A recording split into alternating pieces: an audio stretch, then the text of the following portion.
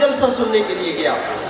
جب جلسہ سن کے آیا آدھی رات کا وقت تھا, ماں کو جگایا اور کہتا ہے ماں اٹھ. ماں اٹھی, کہتا ہے ایک بات بتا, محمد بھی کوئی بلا چڑھا, محمد بھی کوئی بلا چڑھا. ماں پوچھا کیوں؟ سکہ 1400 سال گزر گئے, آج تک اتنی تعریف ہو رہی ہے. اپنا انداز ہوتا ہے. حضرت حسان نے بھی یہی بات کی تھی. میرے آقا سامنے بیٹھے تھے, کہا وَأَحْسَنُ مِنْكَ لَمْ تَرَكَتْتُ عَيْنِي, یا رسول اللہ, اللہ نے آپ کو اتنا حسین بنایا, آج تک کسی آنکھ نے دیکھا ہی نہیں. وَأَجْمَلُ مِنْكَ لَمْ تَلِدِ النِّسَاءُ, آقا اتنا حسین کوئی آنکھ دیکھ کیسے سکتی ہے, اتنا حسین کسی ماں نے پیدا ہی نہیں کیا. میری یہ آخری حاضری ہے. میں انتہائی مشکور ہوں اپنے بھائی عطا المصطفیٰ جمیل نقشبندی صاحب کا, جنہوں نے مجھے وقت دیا اور میں نے ان کو تھوڑا سا سانس نکلوایا ہے. صبح کے یہ کمپیئرنگ کر رہے تھے, میں نے کہا تھوڑی دیر کے لیے آپ لوگوں کا وقت دے دو. آپ بور تو نہیں ہوئے نا؟ بور تو نہیں ہوئے؟ انشاءاللہ اس کے بعد یہ محفل کو جاری رکھیں گے.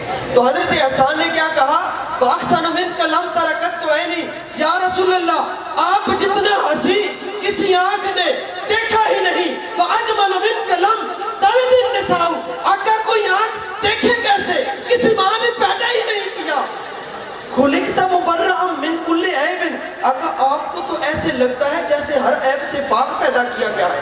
كَأَنَّكَ قَدْ خُلِقْتَ كَمَا تَشَاءُ, لگتا ایسے ہے آقا آپ کو اللہ نے ایسے پیدا کیا جیسے آپ کی اپنی مرضی تھی. اس لیے تو کسی نے کہا چہرہ ہے کہ انوار دو عالم کا صحیفہ, چہرہ ہے کہ انوار دو عالم کا صحیفہ, آنکھیں ہیں کہ بحرین تقدس کے نگی ہیں, ماتھا ہے کہ وحدت کی تجلی کا ہے برق, عارض ہے کہ والفجر کی آیت کے امی ہے, سینہ ہے کہ رمز دل ہستی کا خزینہ.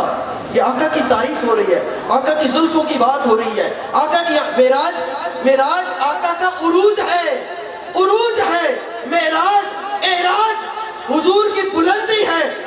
اللہ نے فرمایا محبوب ہر آنے والا لمحہ تیرے گزرے ہوئے لمحے سے بہتر ہوگا. یہ آقا کی تعریف کر رہا, حضور کا نقشہ بیان ہو رہا ہے. کہتا ہے چہرہ ہے کہ انوار دو عالم کا صحیفہ, آنکھیں ہیں کہ بحرین تقدس کے نگی ہیں, ماتھا ہے کہ وحدت کی تجلی کا ہے فرق, عارض ہے کہ والفجر کی آیت کے امی ہے, سینہ ہے کہ رمز دل ہستی کا خزینہ, پلکیں ہے کہ الفاظ رخے لوح قلم ہے, قد ہے کہ نبوت کے خد و خال کمایا, بازو ہے کہ توحید کی عظمت کے علم ہے. باتیں ہیں کہ طوبہ کی چٹکتی ہوئی کلیاں, حضور جب بات کرتے تھے بات کیسی تھی, باتیں ہیں کہ طوبہ کی چٹکتی ہوئی کلیاں, پلکیں ہیں کہ الفاظ رخ لوح قلم ہے, باتیں ہیں کہ طوبہ کی چٹکتی ہوئی کلیاں, لہجہ ہے کہ جذبات کی زبان بول رہا ہے, اگر خطبے ہیں کہ ساون کے امڑتے ہوئے بادل, قرائت ہے کہ اسرار جہاں کھول رہی ہے. کہنے کو تو ملبوس بشر اوڑھ کے آیا, لوگ کہتے ہیں حضور بشر تھے, کہا کہنے کو بشر تھے نہیں, کہنے کو تو ملبوس بشر اوڑھ کے آیا, لیکن تیرے آقام فلک پر بھی چلے ہیں. آقا انگلی کا اشارہ تھا کہ تقدیر کی ضربت مہتاب کے ٹکڑے تیرے قدموں میں گرے ہیں. کہنے کو تو فاقوں پہ گزری تیری راتیں, کہنے کو تو یہ کہنے کو ہی ہے, کہنے کو تو فاقوں پہ گزری تیری راتیں, اسلام مگر اب بھی نمک خار ہے تیرا, تو نے ہی سکھائی تمیز منوجستہ, انسان کی گردن پہ صدا بار ہے تیرا. کہنے کو تیرا فخر, کہنے کو تیرا فخر, تیرے فخر کا باعث, لیکن تو سخاوت کے سمندر کا کنارہ, اگر کہنے کو تیرے سر پہ ہے دستار یتیمی, لیکن تو زمانے کے یتیموں کا سہارا.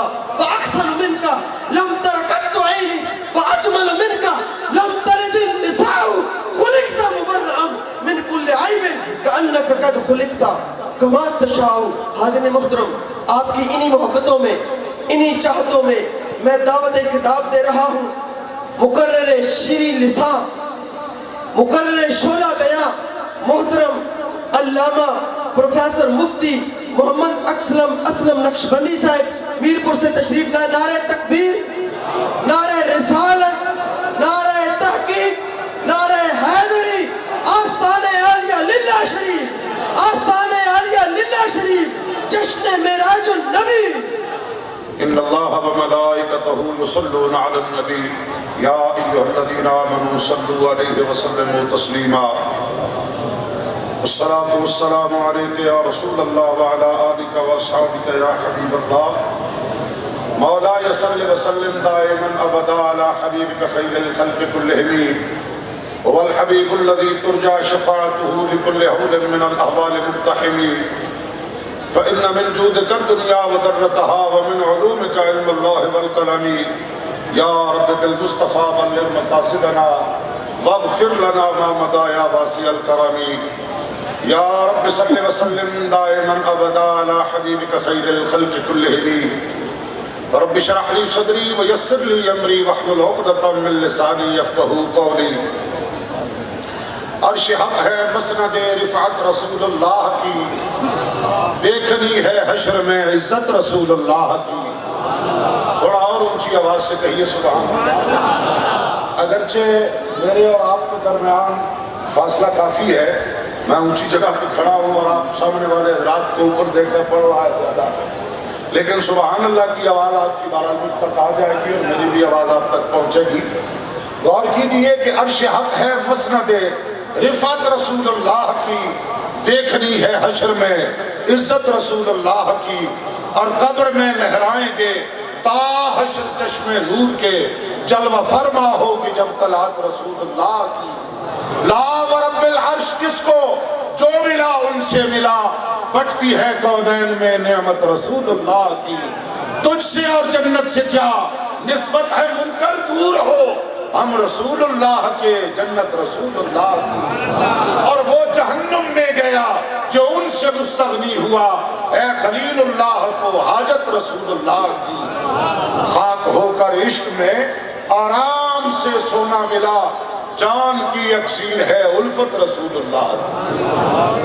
خاک ہو کر عشق میں آرام سے سونا ملا، جان کی اکسیر ہے الفت رسول اللہ کی۔ عرش حق ہے مسند رفعت رسول اللہ کی، اور دیکھنی ہے حشر میں عزت رسول اللہ کی۔ پروردگار کی حمد و ثنا اور سرکار دو عالم صلی اللہ علیہ وسلم کی بارگاہ اقدس و انور میں درود و سلام کا نذرانہ عرض کرنے کے بعد انتہائی عزت و تکریم کے لائق حضرات مشائخ اعظام صاحبان سجادہ آستانہ عالیہ للہ شریف مفکر اسلام حضرت صاحبزادہ پروفیسر پیر محمد نعیم الرسول صاحب دامت برکاتہم العالیہ، پیر طریقت اور رہبر شریعت حضرت صاحبزادہ پیر حسنات الرسول صاحب زیب سجادہ آستانہ عالیہ للہ شریف، گرامی قدر حضرات، آج اعلیٰ حضرت الہی رحمت اللہ تعالیٰ علیہ کی بارگاہ میں شب معراج جن عقیدتوں اور محبتوں کے جذبات لے کے آپ حاضر ہیں، بالکل اسی طرح انہی عقیدتوں اور محبتوں کے جذبات کے ساتھ میں بھی آپ کے سامنے حاضر ہوں۔ بات صرف اتنی ہے کہ مجھے یہ سعادت ہے کہ میں آپ کے سامنے سید عالم صلی اللہ علیہ وسلم کا ذکر معراج عرض کرنے کے لیے اعلیٰ حضرت کی نگاہ کرم کا فیض کہ میں یہاں کچھ عرض کرنے کے لیے حاضر ہوں، اور آپ آقا و مولا سید عالم صلی اللہ علیہ وسلم کا ذکر سننے کے لیے تشریف فرما ہے۔ آج کی یہ شب خالق و مخلوق، عابد و معبود، رازق و مرزوق اور اللہ اور اس کے محبوب کے ملن کی رات ہے۔ کہہ دیجئے نا سبحان اللہ۔ اور دنیا اور آخرت کی سب سے بڑی نعمت، جنت کی بہت ساری نعمتیں ہیں، جنت کی بڑی بہاریں ہیں، جنت کے بڑے دلکش اور دل فریب نظارے ہیں، لیکن سب سے بڑی نعمت، سب سے بڑا شرف سب سے بڑا مقام بندہ مومن کے لیے جنت میں یہ ہے کہ پروردگار اہل جنت کو اپنا دیدار عطا فرمائے گا۔ آپ نے یہ روایت سن رکھی کہ جب ایک بندہ رائے خدا میں جامِ شہادت نوش کرتا ہے، کل قیامت کے روز پروردگار اس سے پوچھے گا، اے میرے بندے، تو نے میری راہ میں جامِ شہادت نوش کیا، میری راہ میں تجھے قتل کیا گیا، آج اس جنت میں تو راضی ہے؟ وہ نعمتیں تجھے میسر ہوئی جو سن کر، جن کی وجہ سے میری راہ میں تو نے میری رضا کے لیے جامِ شہادت نوش کیا، وہ شہید رب کی بارگاہ میں عرض کرے گا، ہاں پروردگار تیری جنت میں کسی چیز کی کمی نہیں ہے، وہ ساری نعمتیں موجود، وہ ساری برکات موجود، وہ سارے انعام موجود، لیکن میدان مقتل میں، کارسار میں، وہ جو لذت جامِ شہادت نوش کرتے ہوئے تھی وہ نہیں ہے۔ وہ کیا لذت کہ جب ادھر شہید کی روح قفس عنصری سے پرواز کرتی ہے، ادھر پروردگار کا دیدار اسے نصیب ہوتا ہے۔ ارے پھر کہہ دیجیے سبحان اللہ، اسے رب کا دیدار نصیب ہوتا ہے۔ تو سب سے بڑی نعمت، سب سے بڑا شرف پروردگار عالم کا دیدار ہے۔ تو شہید کو بھی دیدار نصیب ہوا۔ میں ایک مسئلہ عرض کرنا چاہتا ہوں، جامِ شہادت نوش کہاں کیا؟ اسی قرۂ عرض پر، اسی زمین پر بریلی کے تاجدار نے ایک بات کہی، ہاں جان تو جاتے ہی جائے گی، پر قیامت یہ ہے کہ یہاں مرنے پہ ٹھہرا ہے نظارہ تیرا، کہ تیرا نظارہ کوئی عام نہیں ہے۔ جان تو جاتے ہی جائے گی، پر قیامت یہ ہے کہ یہاں مرنے پہ ٹھہرا ہے نظارہ تیرا۔ جب موت کے وقت شہید کو پروردگار اپنا دیدار، بولیے نا، شہید کو بوقت شہادت پروردگار اپنا دیدار عطا فرمائے تو جائز ہے؟ اہل جنت کو پروردگار عالم اپنا دیدار عطا فرمائے تو جائز ہے، ثابت ہے۔ معلوم ہوا جب شہید کو بھی پروردگار کا دیدار زمین پہ ہو رہا ہے، اہل جنت کو جنت میں پروردگار کا دیدار ہو رہا ہے، تو پھر آج کی رب، آج کی شب میرے پاک پروردگار میں مقام قاب قوسین اور ادنیٰ سے بھی آگے اپنے قرب خاص میں پردے ہٹا کے اپنے حبیب کو اپنا دیدار عطا فرمایا۔ اور معراج کا نقطہ کمال و عروج یہ ہے کہ تیری معراج، کہ تو لوح و قلم، یہ بھی ویسے نیچے کی بات ہے، بندہ ملنے کو قریب ہے۔ حقیقت یہ ہے جو امام اہل سنت نے کہا، بندہ ملنے کو قریب ہے۔ حضرت قادر گیا، جلوائے باطن میں گمنے جلوائے ظاہر ہے۔ میں نہیں سمجھا سکا، یہ بات اوپر سے گزر گئی، جتنا فاصلہ ہے درمیان میں۔ اب غور کیجیے نا، لمعائے باطن میں گمنے جلوائے ظاہر گیا اور تیری مرضی پا گیا، سورج پھرا الٹے قدم، تیری انگلی اٹھ گئی ماں کا کلیجہ۔ اور مجھ کو دیوانہ بتاتے ہو، میں وہ ہوشیار ہوں، پاؤں جب تحفے حرم میں تھک گئے سر پھر گئے۔ یہاں بہت ساری باتیں گرامی قدر حضرات، معراج سرکار کی، پروردگار عالم کی قرب خاص میں پردے ہٹا کے دیدار۔